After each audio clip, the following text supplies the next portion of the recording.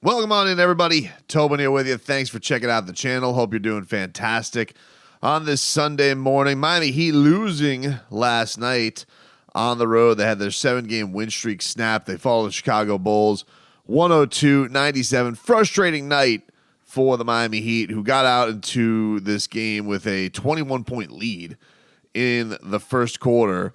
And I'm always very uncomfortable with that. I hate that when my team does this. I know this sounds like a weird thing, but I do think that I'm not the only one who feels this way. But when my favorite team gets out to like a ridiculous lead in the first quarter, you pretty much always have the feeling of this is only going to come back to earth and this is only going to end badly. So Miami gets up in this game 22-1 at one point, and I'm just thinking to myself, I don't love that. Now, they kept it at it. You knew the Bulls were going to come back, and they were going to make it respectably. They went on like a 7-0 run. They got it to within 14. Bam then made a tough jumper. Going to the first quarter, you're like, you know what? It was a really pretty jumper, too. You're like, all right, not too bad. I feel like with this Bulls team, the way they've been playing poorly, lost 3 straight. There's obviously a lot of rumors swirling around them. I thought to myself, okay, not terrible. Maybe they'll actually be able to hold this thing off, but of course not. You get into that second quarter, and the Bulls basically bring in their second unit, and they get on a little bit of a run ski. They're the team that really goes out there and brings this thing close. Kobe White hit a three ball that brought it to within 2. And I'm just thinking to myself, I was uncomfortable the moment it was 22-1. It was even a goofy ass score, right? It's not even like it was 32-10. I would prefer that than 22-1. Because 22-1 is like you're kind of doing your business. This team is just so inept at hitting shots right now. There's no way this is going to hold up, which is of course what happened. And basically the rest of the way, Miami got outscored in every quarter after having this dominant first where they finished with a 12-point lead. And, second quarter was pretty ugly offensively for Miami. They really, because of their lead, they kind of held things at bay. And Kevin Love, Kyle Lowry hit a couple of big shots that basically gave the Heat a little bit of breathing room. And then you had Jimmy and Bam going to the free throw line a ton, which gave Miami a double-digit lead going into halftime. Bam was having a great game, 18 points. He was 5 of 6. So things were going in a pretty decent place. And once again, it really, you get into the third quarter comes around, and it wasn't too bad. It was a game where Miami was able to really kind of keep it in that same spot. You saw some really, really great stuff from Jimmy Butler where he was starting to get going a little bit. He was starting to find his mojo. Caleb Martin, who wasn't fantastic tonight, still looking a little bit rusty, but he had probably his moment of the night, moment of the season with his hammer jam that he just decided to attack the rim. But really rough night for the Miami Heat bench tonight. I think that was one of the themes, is that between Love, Martin, J-Rich, and Jaquez, you didn't really get a lot. You didn't really get a lot from them, and especially in the second half, it really dried up. So, it was a tough night from all those parties involved.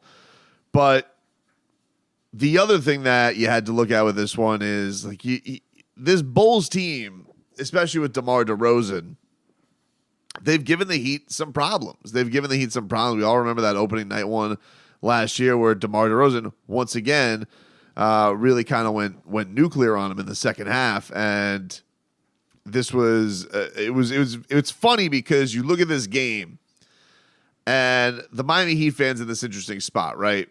You obviously had this summer full of chasing Damian Lillard, Wales, and now you're at the spot right now where you're wondering, like, well, how good is the Heat? They just went on this nice run, 7 straight. Who can complain about that? They're 8-5. Nice record. Not an elite record, but a good record. Bulls, they've been in disarray, team meetings after a game, trade rumors. Everybody's just waiting for them basically to blow it up. They had this nice run a couple of years ago where they were beating the holy hell out of a lot of bad teams. And anytime they take on a good team, they would get smoked. They don't have Lonzo Ball. He's been hurt. Who knows what's going to happen with his career. So they're really in no man's land, it feels like. So losing to this team, even off a 7-game win streak, is annoying because you should handle a team. That's, especially the start of a road trip, you'd like to take that one home. And it just felt like Miami was doing everything they could to just give it away. And eventually they just got burned. Kobe White hit a 3. Zach LaVine started to get going. He had a couple of 3s. It was kind of a back and forth, but it was for basically the Miami Heat. It was all 3s or nothing in this fourth quarter. And that's, it's been a while because Miami's been on a win streak, but one of their big struggles this year has been the fourth and taking games home in the games they've lost. And this was no different. They really had their offense dry up, and it was basically 3 balls exchanging, then Jimmy Butler hitting some big shots, but missing some big shots down the stretch. And DeRozan, he really took it home for them. Caruso had a big 3 that eventually gave the Bulls the lead for the first time, 97-94, with just under a minute left. And Jimmy Butler did come back and answer with another 3. So his 3-point shot was in a decent spot again, but he really tried to take it home with a couple late. DeRozan ends up hitting a tough jumper over Jaime Jaquez. Jaquez had nice defense on him. You can't really knock him at all for that. He did a nice job. Jimmy then goes to hit his 3, goes for it all. He misses it, and then has to foul DeMar DeRozan. Miami Heat, he misses. He makes 1 of 2. So Miami Heat still have a shot with 11 seconds left. Kyle finds Jimmy in the corner, misses the 3. Tough shot. And that would basically be all she wrote for this one. So it was, a frustrating night because you got off to such a nice start. Fourth quarter, everything really went kaput. You got nothing in this game out of your bench, and really I could say your role guys. I mean, I think outside of Jimmy, Bam, and Duncan Robinson, nobody else was in double figures. Haywood Highsmith had a goose egg tonight.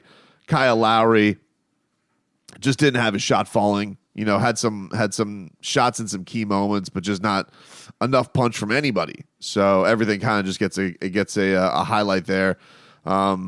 But as far as Bam, I think the thing that everybody's probably wondering in this fourth quarter is it felt like he was a little iced out. I don't really get that. Bam was, I think, as good as anybody in this game, and really trying to bring up his fourth quarter numbers here because I feel like they were very lacking as far as even attempts.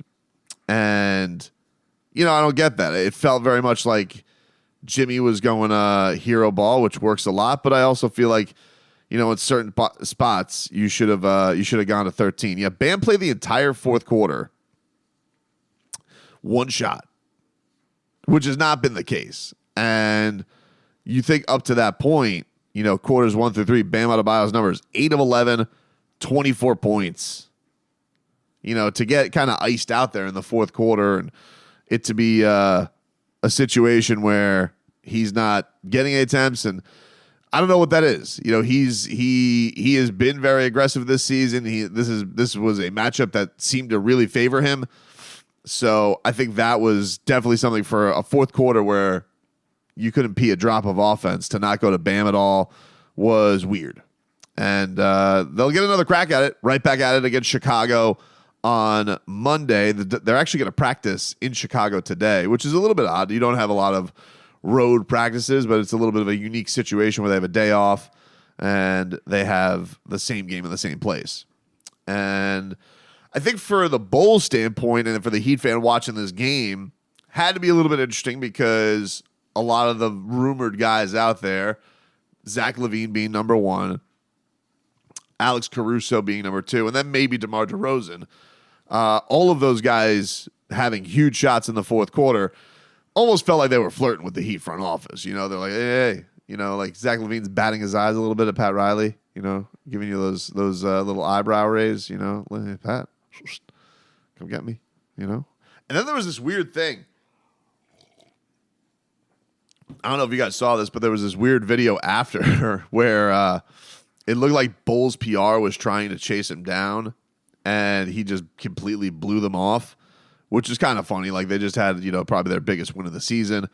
But it was a strange thing. So Zach LaVine just kind of shrugs them off. But this is from Casey Johnson, longtime Bulls reporter, says, this being the Bulls' current state, even with the victory stir, social media erupted over a video showing LaVine brushing past the team's public relations official, who was set to feature on the postgame walk-off interview. That's the broadcast throughout the arena. Instead, LaVine made a quick exit to the locker room, and DeRozan filled the role. Quote, it was just a miscommunication for us and our PR team. We're all fine. I'm not ticked at all. I'm happy that we got the win. We got to play these guys in a couple games. You don't want to just sit around and celebrate. I'd rather celebrate in the locker room. He writes, the move was out of character for LaVine, who's typically extremely accommodating to the media and a professional representative to the franchise. But that is set against the broadcast, the backdrop of his recent openness to being moved. It's another example of how scrutinized every move that he makes will be, particularly in a move that didn't register well with some of the important figures within the organization. So, obviously, the team did not like that. And if it is out of character, then yeah, it seems like he was trying to send a message. Like, don't have me do the broadcast. I don't want to do the broadcast. I don't want to do the interview. And it's not like the oddest thing in the world. Like we see this. I've seen this. This happen with Heat guys before, but it happens with guys that are usually not as accommodating, and guys who don't do those walk-up things very much. But with Zach LaVine, if he's going out there and he's trying to, be a little bit more prickly in the state that he's in right now, and he has this fourth quarter with 2 huge threes to kind of bring Chicago back. Yeah, it did feel like it sent a message, and it was very obvious that he wasn't happy.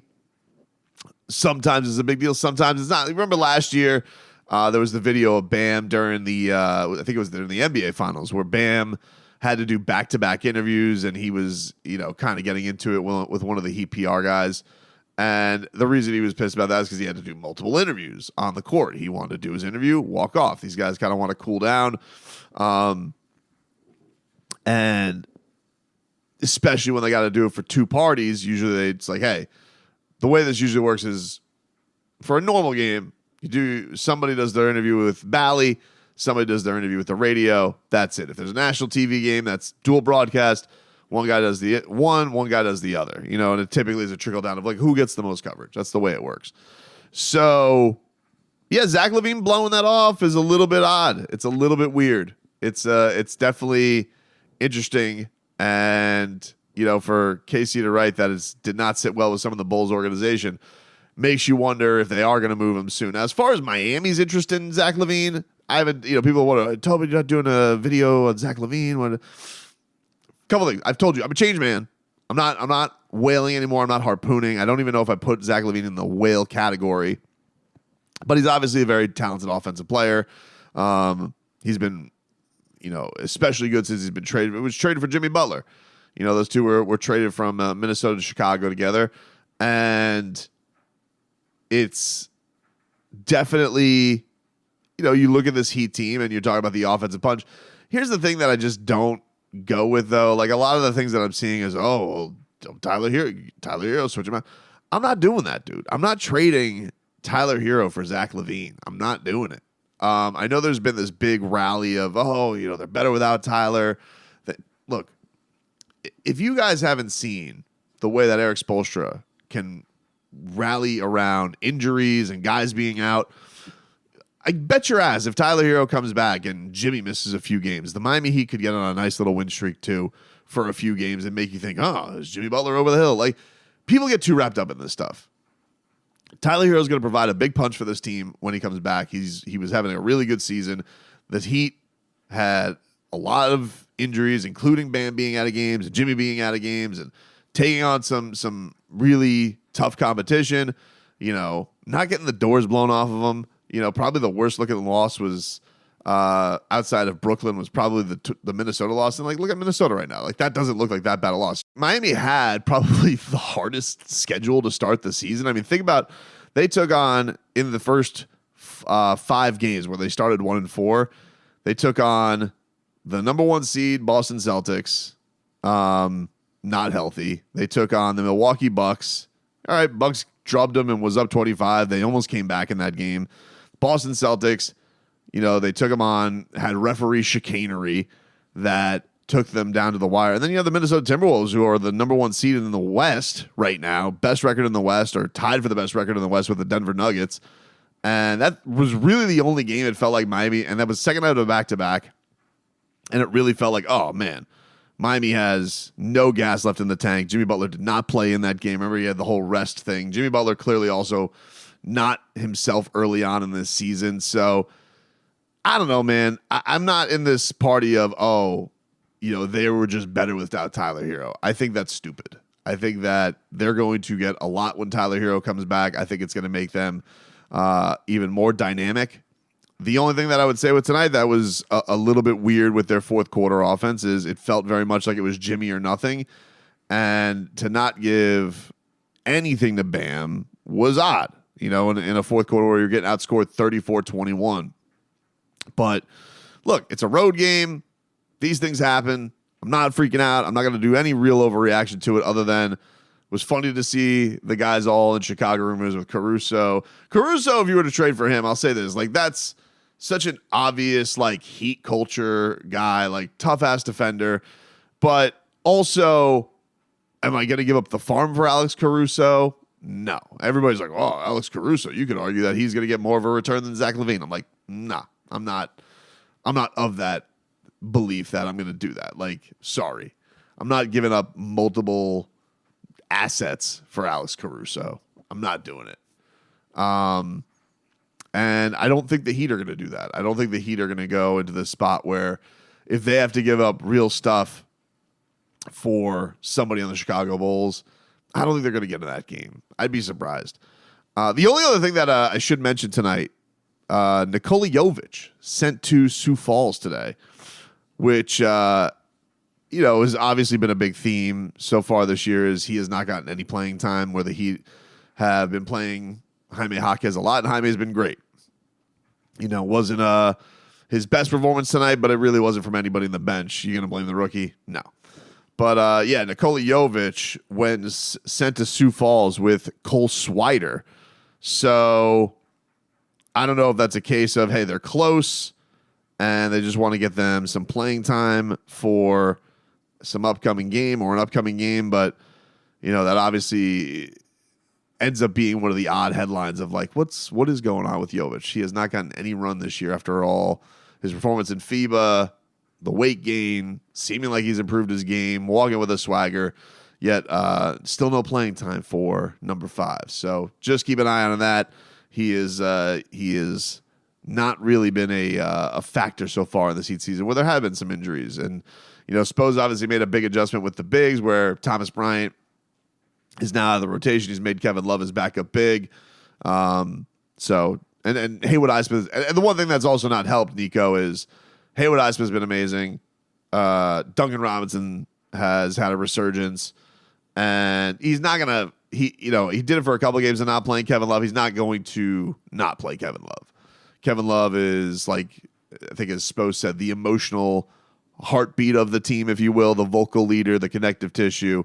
And I think that until Kevin Love really, really, really stinks up the joint, I just don't know where the opportunity is going to be there for Jović, which is a little bit disappointing because I was very excited to see what his season was going to be. But, Heat right back at it on Monday against the same team, the Chicago Bulls, and hopefully they can even this trip up.